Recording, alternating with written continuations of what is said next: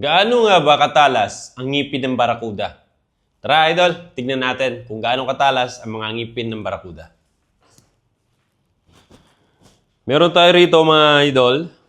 Ito ay 55 pounds na braid line. Meron tayo ritong 30 pounds. Ito ay 13 strand. Ito ay 8 strand.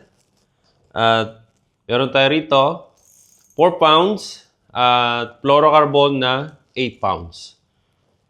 So, ito naman yung ating pagtetestingan, yung ating minamified na barakuda at intact pa naman yung kanyang ngipin.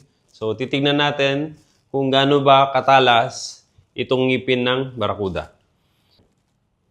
So, unahin natin itong ating fluorocarbon na 8 pounds. Testing natin kung gaano katalas itong ngipin ng barakuda. Putol agad. At dito naman sa braid line, itong 4 pounds. Putol agad mga idol. Sunod natin itong ating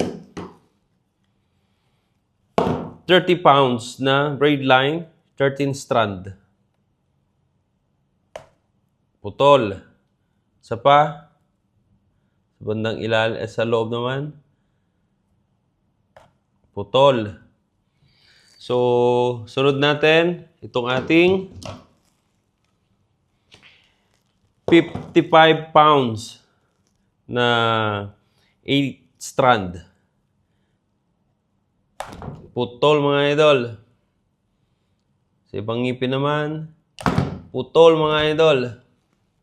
So, ganon ka-talas ang ngipin ng ating barakuda. Sa ibang ngipin naman, dito sa kabila, baka pupurol. Putol agad mga idol, oh. Yun nga yung naging resulta ng ating pag-check kung gaano nga ba katalas yung ngipin ng ating barakuda.